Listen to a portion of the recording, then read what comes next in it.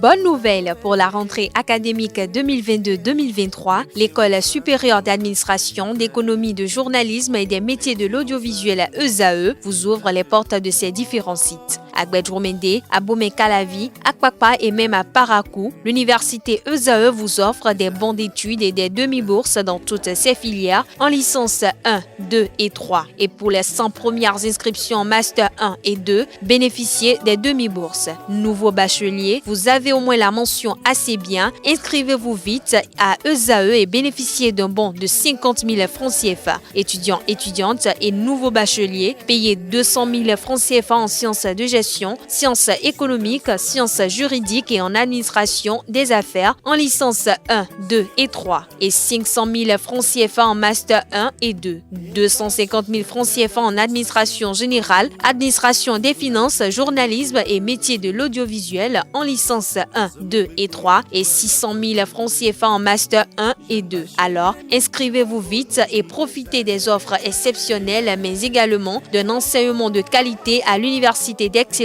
ESAE. Infoline 90 93 65 21 ou le 98 98 14 00. ESAE, l'excellence a un nom.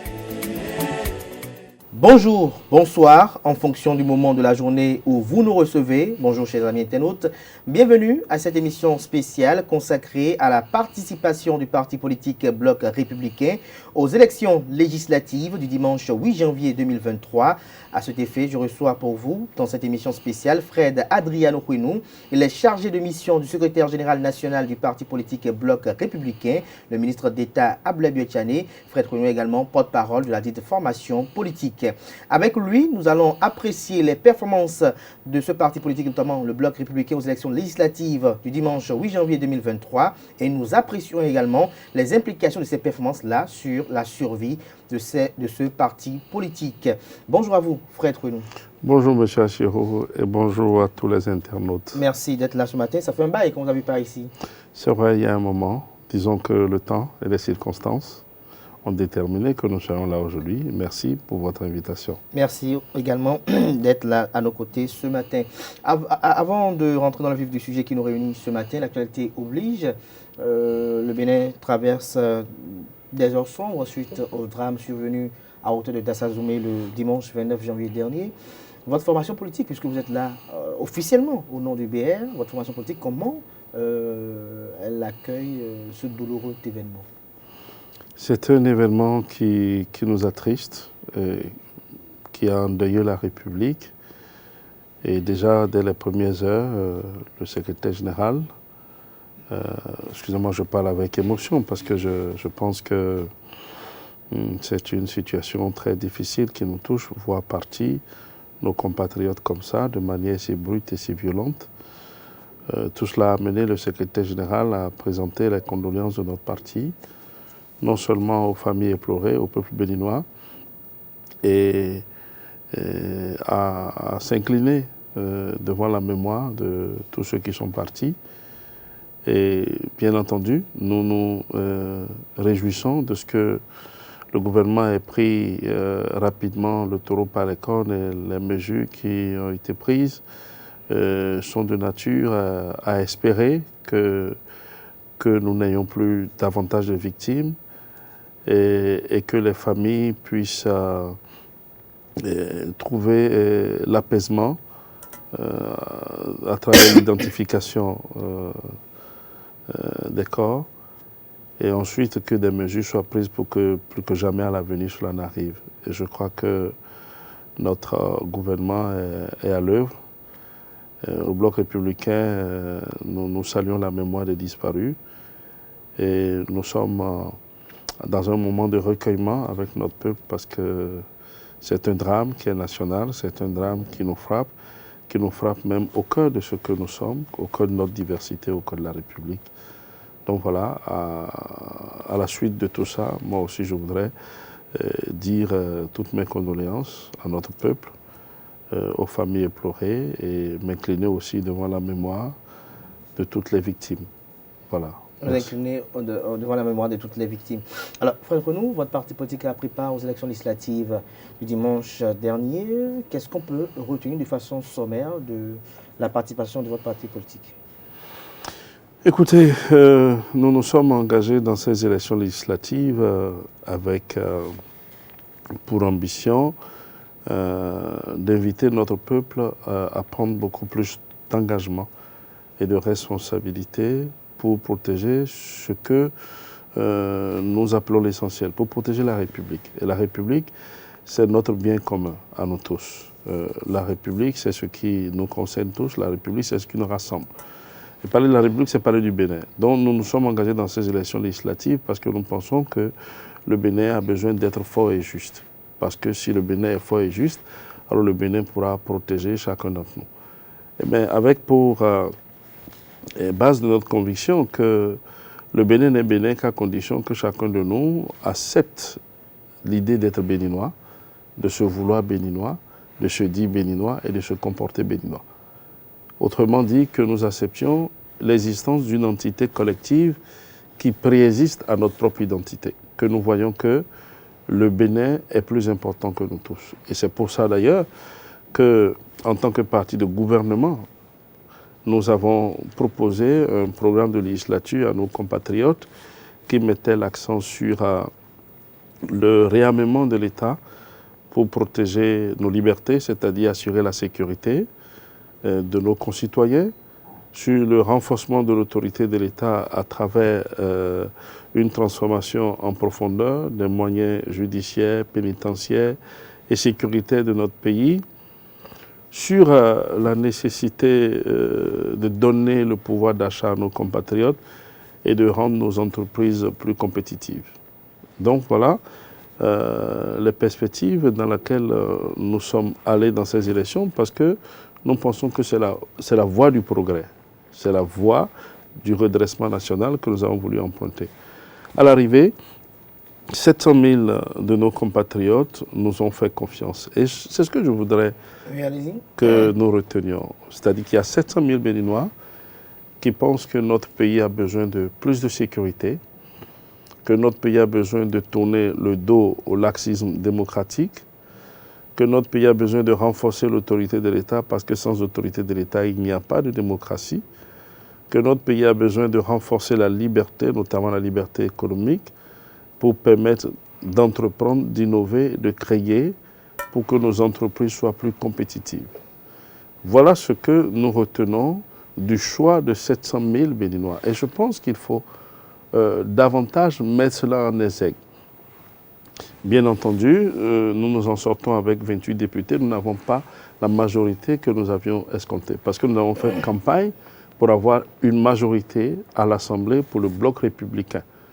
Et je voudrais dire que, certes, c'est un revers politique pour nous. Justement, n'est-ce pas un revers politique lorsque l'on sait que le Bloc républicain également dit être un grand parti politique, soyons honnêtes, dit être un grand parti politique, et qu'il aurait voulu bien damer le plion au parti politique l'Union progressiste de renouveau, et qu'on voit qu'in fine, vous vous retrouvez avec 28 députés. Est-ce qu'il n'y a pas eu quelque chose qui n'a pas marché? Forcément, c'est un revers politique, mais pas un échec politique. C'est un revers parce que ce revers politique vient de nos ambitions affichées, des moyens humains, intellectuels et matériels et financiers que nous avions mobilisés pour nous lancer dans la campagne. On n'aurait pas parlé de revers si le BN n'avait pas dit « nous voulons la majorité à l'Assemblée parce que nous avons des ambitions pour notre pays ». Je crois que, qu'est-ce qui n'a pas marché? Si vous regardez, le BN vient en deuxième position avec 700 000 voix et 28 députés. L'UPR sort premier avec 900 000 voix, mais 53 députés. Et le Parti des démocrates vient en troisième position, 500 000 voix, mais 28 députés à égalité avec nous. Si vous regardez, vous comprendrez qu'entre l'UPR et le BN, il y a, disons, une différence de 200 000 voix. Mais ils en viennent à la clé avec sensiblement 23 députés de plus que 23 ou 25, je crois, députés de plus que le Bloc républicain. C'est-à-dire que Nous sommes arrivés, nous avons gagné cette bataille électorale dans de petites agglomérations qui n'avaient pas forcément un grand nombre de députés. Mais ce retard que les autres formations, l'UP et le BR, ont eu chez nous, a été comblé dans de grandes agglomérations qui avaient de grands nombres de députés, tels que le littoral, l'Atlantique, le Mai, Mono, etc., etc. Quand je prends notre position par rapport à l'UPR, vous comprenez que nous avons manqué de clarifier. Parce que dans ces grandes agglomérations, nous avons des populations cosmopolites qui déterminent leur choix sur des clarifications. Nos compatriotes avaient besoin dans cette élection, parce que le BR avait déjà pris le pli en annonçant un programme de législature, en allant sur des questions essentielles qui touchent nos compatriotes au cœur, la question de sécurité. Alors ils avaient besoin de clarification, surtout dans les grandes agglomérations. Clarification pourquoi? Parce qu'il faut de la clarté pour déterminer ce que le BR veut faire et ce que l'UPR est en train de faire, même si nous appartenons à une même gouvernance. Et nous avons manqué de clarifier. Alors, nous avons manqué de clarifier, mais les élections législatives sont déjà derrière nous. Le cap est mis aujourd'hui sur l'installation de la 9e législature, mais juste au lendemain de ces élections-là, on a vu plusieurs militants de notre formation politique qui sont montés au créneau pour quand même parler d'un échec. Vous dites qu'il ne s'agit pas d'un échec. Ils estiment que les positionnements ont créé des mécontentements, par exemple. Écoutez, j'ai pour habitude de penser que les partis politiques au XXIe siècle ne sont pas des casernes. Que les partis politiques n'ont pas pour idéologie le catéchisme. Donc, c'est-à-dire qu'à l'intérieur des partis politiques, il y a ce qu'on appelle la démocratie. Mais c'est quoi la démocratie? Ce n'est pas la liberté pour chacun de dire et de faire ce qu'il veut. C'est que la démocratie est un principe qui repose sur le libre consentement des citoyens à se laisser gouverner par les institutions de leur choix. Et dans le cas d'espèce, le BR n'est pas un parti anarchique. Il y a un bureau politique, il y a un bureau exécutif, il y a des responsables qui ont opéré des meilleurs choix possibles. N'oubliez pas que c'était depuis janvier 2022 qu'un comité avait été mis sur pied pour étudier la participation du parti aux élections, pour faire le choix des dossiers. Et donc, j'estime que c'est les meilleurs d'entre nous qui ont été sélectionnés pour aller à ces élections. Et par conséquent, la discipline de parti, et c'est ça, en fait, le grand défi que nos partis politiques ont à régler. La discipline de groupe voudrait que, quel que soit ce que le parti politique positionne, qu'il n'y ait pas de refus des militants d'accompagner. Parce qu'en fait, une élection législative, ce n'est pas une élection individuelle. Ce n'est pas une rencontre d'un individu avec un peuple, mais c'est la rencontre des partis politiques avec une population. Et donc, c'est le parti qui propose des députés. C'est le parti qui propose des candidats pour être députés. Mais lorsque, Frère Colomb, vous êtes acteur politique depuis sous le général Mathieu Kérékou, alors lorsque vous avez milité dans une circonscription électorale, vous avez travaillé par rapport pour la cause d'un parti politique, et que vous voyez, lors du positionnement des élections, positionner quelqu'un qui n'a pas véritablement fait le travail de terrain avec vous et qui a comme l'impression d'être un parachuté. Mais au nom de quoi au nom de quoi dit-on que les autres n'ont pas travaillé? Au nom de quoi? Est-ce qu'on affirme soit... C'est des camarades à vous qui l'ont évoqué sur la toile, est-ce qu'on affirme soit avoir travaillé et que les autres n'ont pas travaillé? Vous devez savoir que la politique par excellence est un jeu par intérêt. Et quand on parle d'élection, c'est qu'il y a la plupart du temps un seul siège pour plusieurs personnes. C'est normal que chacun tire les draps de son côté. Mais la notion du militantisme qu'il va falloir que nous travaillions à développer dans nos partis politiques, c'est cette notion qui consiste à dire finalement, je suis militant. Et l'idée d'être militant vient en fait de la racine militia, qui est militaire, qui signifie quoi? Sacrifice,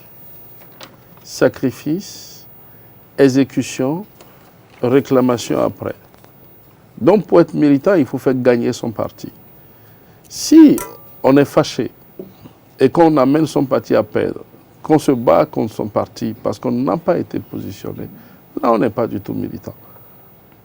Là, on n'est pas du tout militant. Alors, nous allons appeler un chat un chat. Alors, que pensez-vous de ceux qui estiment que le ministre d'État Blaise Diagne n'arrive pas bien à gérer le groupe? Ça se susurre dans l'opinion. C'est une lapalissade. Je trouve que c'est une analyse assez subjective.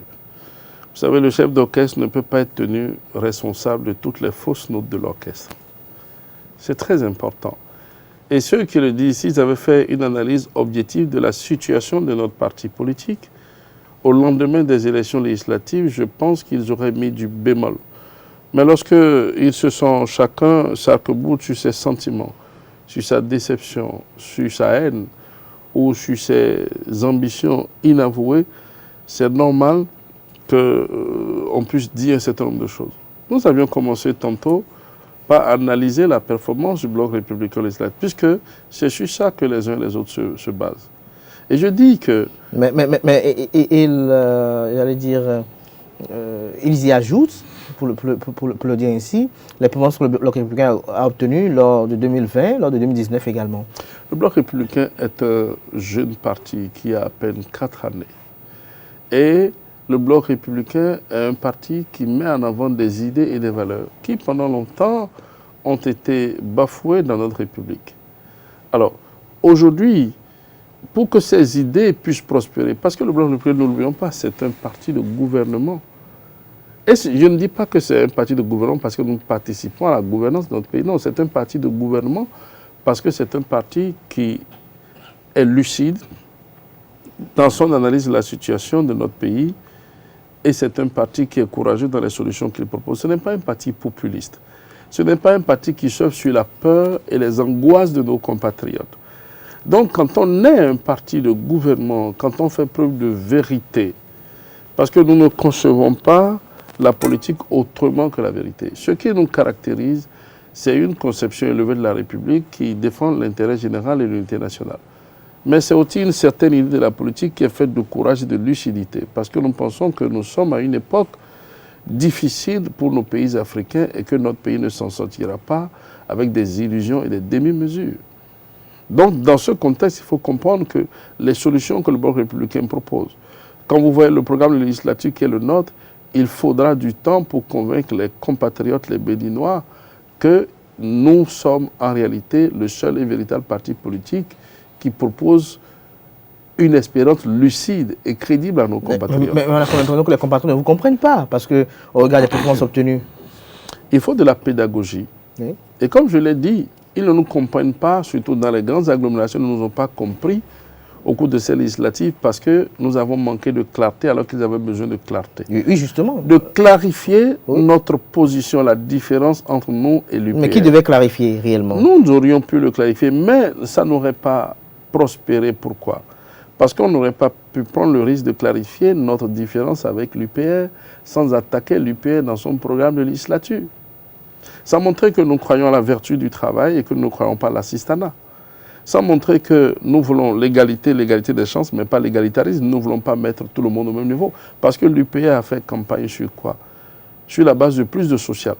Au moment où nous avons fait campagne sur la base du redressement national, du renforcement de l'autorité de l'État. Il faut faire très attention. Parce que nous sommes un parti moderne et nous ne pourrons pas continuer d'aller chez nos compatriotes avec des discours biaisés, des discours ethnocentristes, régionalistes, où je suis votre frère. Mais il faut maintenant mobiliser nos compatriotes à faire face aux enjeux du monde moderne. Parce que nous sommes rentrés dans un siècle qui est celui des grands bouleversements. Dans ce siècle, notre pays ne pèse pas davantage. Pour que notre pays puisse peser, il faut que nous apportions des réponses crédibles au chômage, au pouvoir d'achat, à l'insécurité grandissante dans nos frontières, à la compétitivité de nos entreprises. Voilà la réalité de nos compatriotes. Et nous n'avons pas à rougir d'être inspirés face aux situations de notre pays par 3 modèles: le volontarisme patriotique, la démocratie libérale et la République radicale. Voilà les valeurs que nous avions portées. Donc, il fallait clarifier. Mais on n'aurait pas pu clarifier, comme je l'ai dit, sans attaquer l'UPR. Or, chaque fois que nous manquons de clarifier notre position avec l'UPR, ça profite à qui? À l'UPR. Pourquoi? Parce que l'UPR a plus de représentativité politique que nous. L'UPR a plus de présidents d'institutions, plus de ministres au gouvernement, plus de directeurs de société, plus de maires, plus de conseillers, plus de députés. Cela sous-entend quoi? Ils sont capables, ils sont plus à même que nous à attirer. Et ça dit que vous n'avez pas véritablement mesuré les enjeux de ces Ils sont plus élections-là? attrayants que nous. Non, vous savez, on a mesuré les enjeux. Oui. Et on était prêt à rentrer dans cette bataille.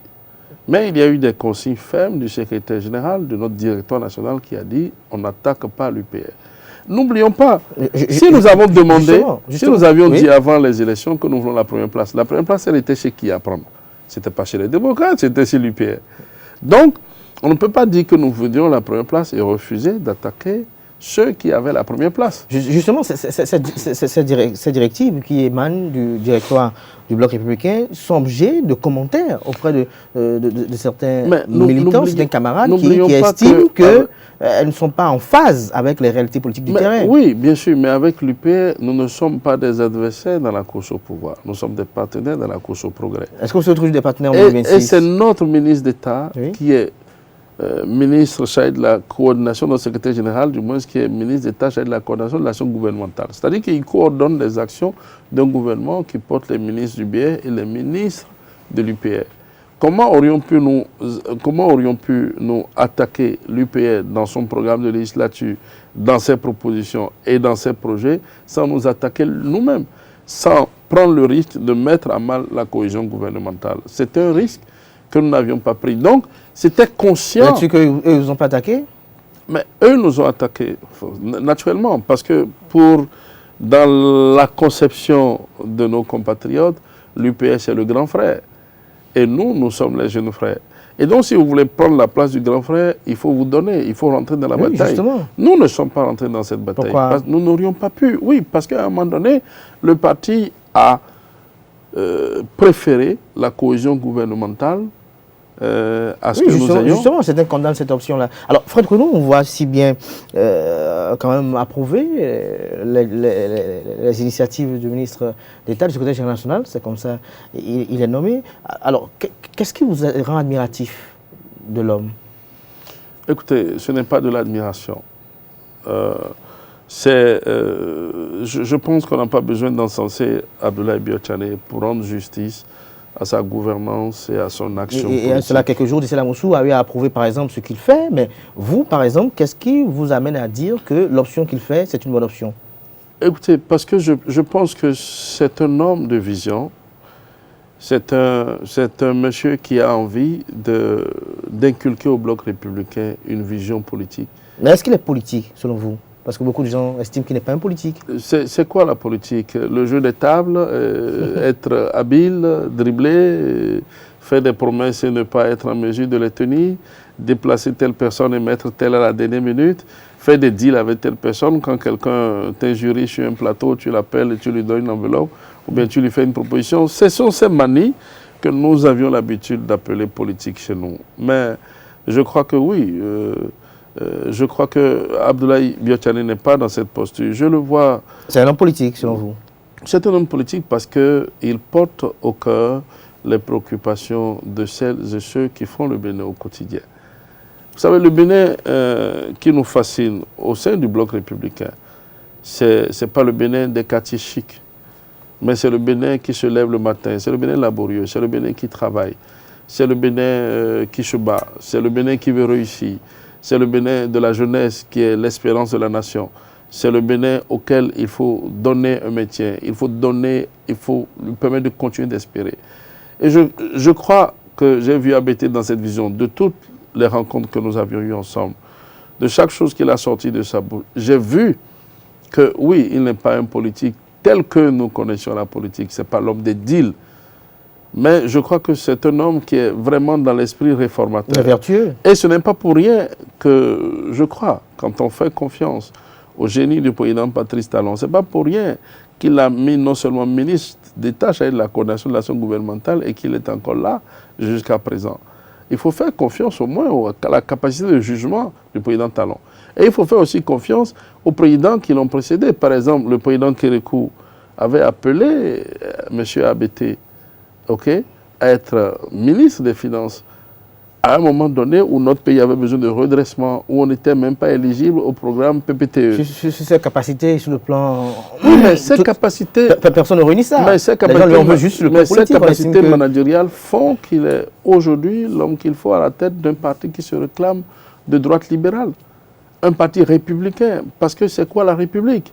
La République, d'abord, c'est le volontarisme patriotique. Donc, si nous n'arrivons pas tous à faire preuve de patriotisme au sein du parti, nous ne pourrions pas comprendre l'engagement. Si nous n'avons pas tous la compréhension de toujours chercher à protéger l'intérêt général et l'unité nationale au détriment de notre propre existence, nous ne pourrions pas comprendre le message du parti. Parce qu'un parti politique, ça passe un message. Ça véhicule une idée, ça véhicule une vision.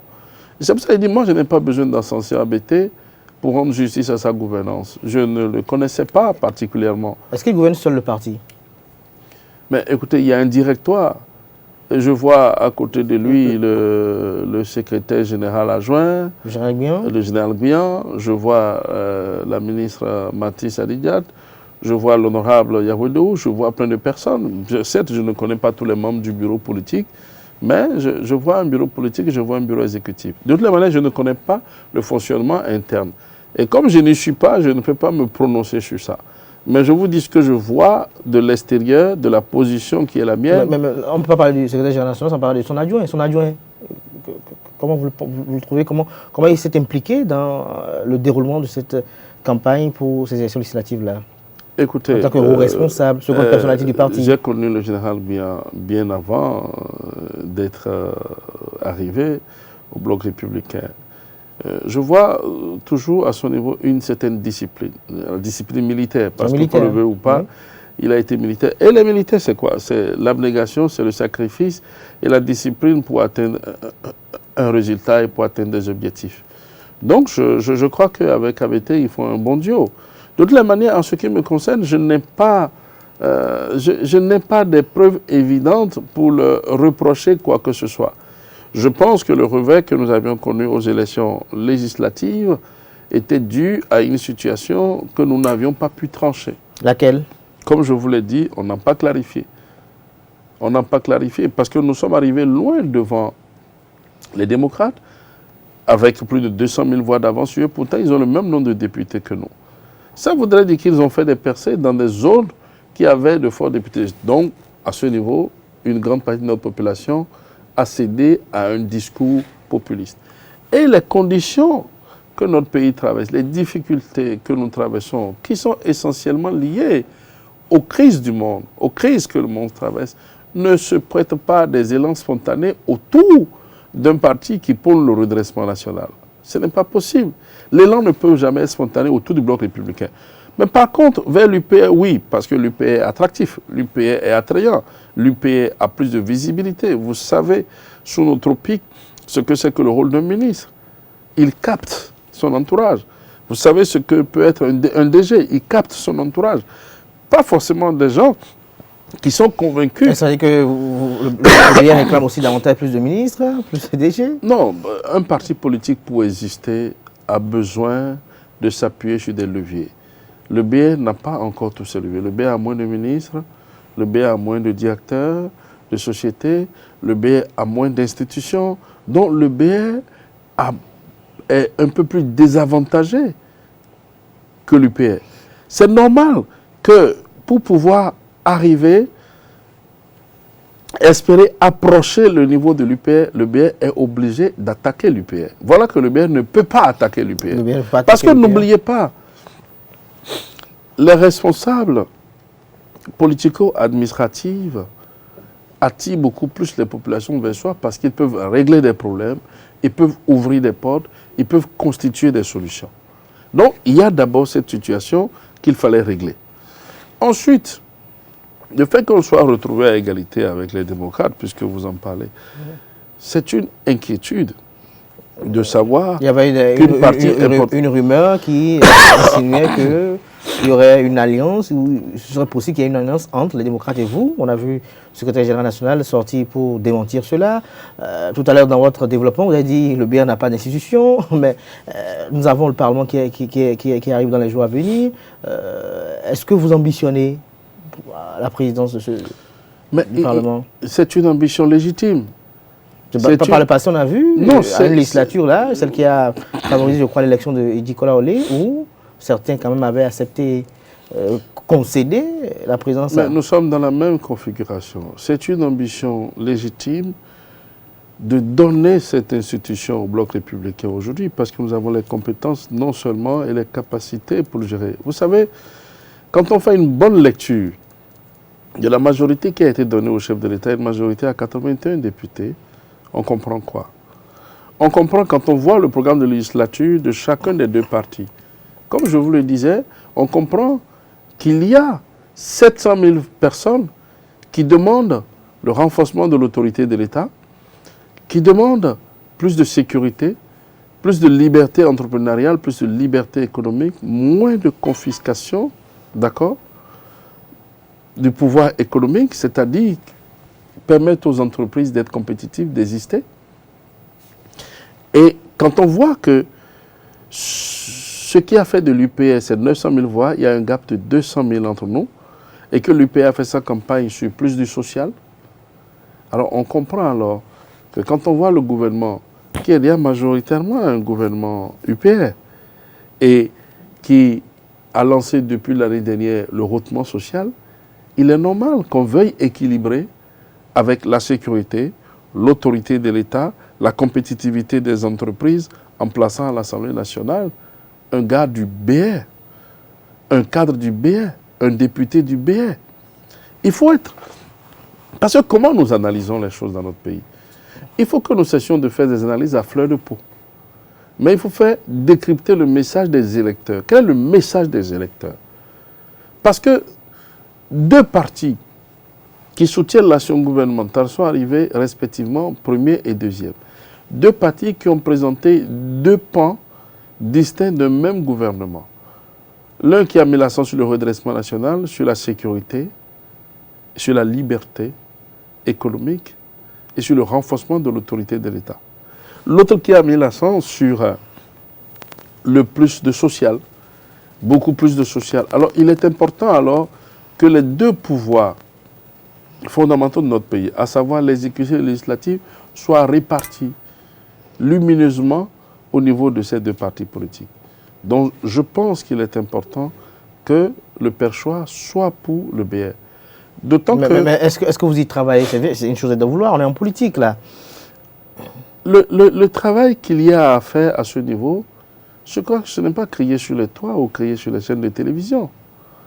C'est discuter, dialoguer. Donc ça va être... Ah ben oui, bien sûr. Beaucoup étaient dans la logique que le BR et les démocrates se mettent ensemble, ce qui aurait été complètement absurde. Nous n'allons pas nous mettre ensemble avec une opposition qui est sans vision, sans idéologie, sans programme de législature pour dire que nous voulons contrôler le perchoir. Mais nous nous sentons plus à l'aise avec ceux qui sont nos partenaires depuis 7 ans dans la construction nationale. Et donc je crois que c'est à eux de faire un effort et de décrypter le message. Le message ne consiste pas à dire 900 000 personnes nous ont fait confiance, on a 200 000 fois plus que le Bloc républicain, donc nous prenons tout et le Bloc républicain ne prend rien. Non. Parce qu'en fait, s'il n'y avait pas les 700 000 voix du Bloc républicain, parce que ceux qui n'ont pas voté l'UPR, ils ont voté qui? Et c'est dans l'abstention que vous prenez. Il y a 4 millions d'abstentions. Pourquoi il y a 4 millions d'abstentions? Si ces 4 millions de Béninois voulaient voter démocrate, ils voteraient démocrate. Parce que le langage des démocrates était clair, sortez et envoyez-nous massivement à l'Assemblée nationale pour que nous puissions restaurer, soit dit en passant, la démocratie béninoise. Il ne faut pas confondre démocratie et anarchie. Parce qu'une démocratie qui refuse de respecter l'autorité de l'État n'est plus une démocratie, c'est de l'ocrocratie, c'est de la folie. Imaginez que nous revenions tous à l'état de nature et qu'il n'y ait plus d'arbitre. Qu'est-ce que ça va donner? Donc, ces 4 millions de Béninois étaient conscients qu'il ne fallait pas porter leur voix sur les démocrates, sinon ils seraient sortis. Mais pourquoi ils ne sont pas sortis? Parce que ils n'ont pas vu qu'il y a une différence entre le BR et l'UPR.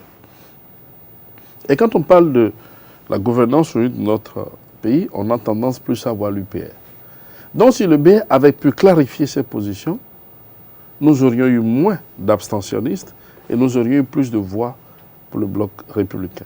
Mais la posture du BR, c'est un BR qui a avantagé un UPR. C'est-à-dire que l'UPR, aujourd'hui, dans le sérail politique, a besoin forcément d'un BR, mais d'un BR qui ne soit pas à 100% de ses capacités de mobilisation, de ses capacités d'action. Alors, Fred Renaud, nous sommes pratiquement vers la fin de cet entretien. Alors, vous ambitionnez contre le Perchois. Alors, quelles sont les perspectives qui s'imposent aujourd'hui à vous après la participation de ces élections-là? Et voilà, d'abord. D'abord, nous avons des compétences pour le faire. Quand vous prenez, par exemple, ceux qui peuvent être nos meilleurs candidats à ce poste, vous prenez quelqu'un comme le général Bian, qui a été vice-président de l'Assemblée nationale pendant 4 ans. Oui. Il a de l'expérience, il connaît les dossiers, il connaît le fonctionnement de l'Assemblée nationale. Mais il y a aussi d'autres qui étaient déjà au Parlement, qui sont revenus. Il y a aussi d'autres qui ont fait des scores honorables dans la zone. Il y a par exemple Barthélémy Cassa. Il y a d'autres qui sont jeunes, qui sont talentueux et qui peuvent aussi. Comme Malick Gomina. Pourquoi pas? Pourquoi pas? Ce qui est sûr, ce n'est pas l'expérience, la pondération, la capacité de gérer une assemblée de transition. Parce que quels sont les défis de notre pays? Les défis, ce n'est pas seulement les élections de 2026. Les défis aujourd'hui, c'est de continuer d'apporter des réponses claires, crédibles et lucides aux défis que le monde nous propose. C'est de continuer d'exister, de ne pas disparaître en tant que nation parce que nous faisons certainement face à une crise économique internationale de longue durée. Cela requiert du cran, du courage et de la fierté nationale. Nous avons les éléments, les atouts pour le faire. Et donc, je crois que la perspective dans laquelle nous sommes, c'est d'ouvrir forcément des échanges avec l'UPR sous la houlette du président de la République, parce que c'est lui qui est l'arbitre de tout ça. Ces deux partis politiques qui le soutiennent et qui travaillent au sein du gouvernement. Ces deux partis qui concourent à ces performances au niveau de notre pays. Et je crois qu'il faut que le chef de l'État lise, en fait, d'un œil particulier le message que nos compatriotes ont passé. Le message que les compatriotes ont passé. Alors, Fred Renaud, la 9e législature va s'installer. En titre personnel, quelles sont vos espérances par rapport à cette législature-là, pour finir? Notre pays, comme je l'ai dit, notre pays est à une étape très décisive. Nous avons commencé par apporter des réponses depuis 2016, des réponses courageuses aux défis que le monde nous propose. Parce que, n'oubliez pas, depuis 2016, le monde est en crise. Il y a eu la crise du yuan en 2015, il y a eu la crise du pétrolier de Venezuela en 2018, il y a eu la situation de Covid dans le monde en 2020, il y a la guerre russo-ukrainienne en 2022, il y a eu entre-temps la fermeture des frontières du Nigeria, due à quoi? Aussi à une situation internationale compliquée sur le plan économique. Vous comprenez que nous sommes rentrés dans un cycle infernal. Et notre pays apporte des réponses lucides. Et la première réponse, c'est la discipline budgétaire. Nous avions engagé une discipline. Et qui parle de discipline budgétaire passe d'abord du vote du budget. Et le vote du budget est devenu un enjeu de souveraineté nationale. Et donc, que nous continuions de noter de la constance dans tout ce que l'Assemblée nationale a essayé de faire pour les 3 prochaines années à venir, que nous continuions de voter un budget qui nous permette de répondre aux aspirations de notre peuple, et que, en réalité, que l'Assemblée continue d'accompagner le gouvernement dans sa volonté de lutter non seulement contre la pauvreté, contre le chômage, de permettre à notre pays de répondre efficacement aux enjeux internationaux qui déterminent aujourd'hui notre existence en tant que nation souveraine et indépendante. C'est ce que j'attends de notre législature, qu'on donne les moyens à l'État de nous permettre de ne pas subir le déclassement. Le déclassement, c'est quoi? C'est que ma génération a tendance à dire nos pères ont vécu mieux que nous. Le déclassement, ce serait que nos enfants ou nos jeunes frères viennent dire notre génération, leur génération à eux, est pire que celle que nous sommes en train de vivre. Et pour le faire, c'est aujourd'hui. Car le Bénin sera à la mesure de ce que nous aurions fait pour le Bénin aujourd'hui. Et je crois que c'est ce que, en réalité, les circonstances aujourd'hui nous exigent. Merci à vous, Fred Adriano Huenou. Chers amis internautes, de cet entretien, on retiendra que Fred Huenou est interrogé sur l'accident mortel qui a eu lieu à la hauteur de Dassa Zoumé. Pour lui, c'est un événement qui attriste. Il a salué les mesures prises par le gouvernement et il s'incline devant la mémoire des illustres disparus. Il a eu à présenter ses condoléances aux familles éplorées et au peuple béninois tout entier. Lorsqu'il a été interrogé sur l'actualité politique liée à sa formation politique, le Bloc républicain, il a fait préciser d'entrée de jeu que le Bloc républicain est un parti de gouvernement. Il a argumenté dans ce sens. Il a fait savoir que le programme de législature du Bloc républicain repose sur le réarmement de l'État, le renforcement de l'autorité de l'État, les libertés, notamment celles économiques, avec la nécessité de donner le pouvoir d'achat aux populations et de rendre les entreprises plus compétitives. Lorsqu'il était interrogé sur les compétences, pour ne pas dire les performances que son parti politique a eues lors des élections législatives, il a fait savoir que 700 000 électeurs ont choisi le Bloc républicain. Pour lui, ces élections, c'est pas un revers, mais plutôt, c'est un revers, mais pas un échec. Il arrive enfin, c'est plutôt un revers, mais pas un échec. Il avait analysé et décrypté de fond en comble les résultats issus des urnes lors des élections législatives du 8 janvier dernier. Pour lui, le parti n'est pas une caserne, le Bloc républicain n'est pas un parti populiste, a mentionné au cours de son passage Fred Adriano Huenou. Il a fait savoir que le chef d'orchestre ne peut pas être tenu tout le temps des erreurs de tout l'orchestre lorsqu'il a été interrogé par rapport au management de gestion du parti politique par le secrétaire général national, le ministre d'État Blaise Biotchani. Pour lui, ABT est un homme politique, c'est un homme qui gère bien la formation politique. Il a fait savoir qu'il est assisté dans ces fonctions-là par le secrétaire général national adjoint, le général Robert Guillan, qui est actuel vice-président de l'Assemblée nationale. Pour lui, ce dernier a la discipline militaire et pour Fred Huenou, les deux font un bon duo pour la bonne gestion de cette formation politique.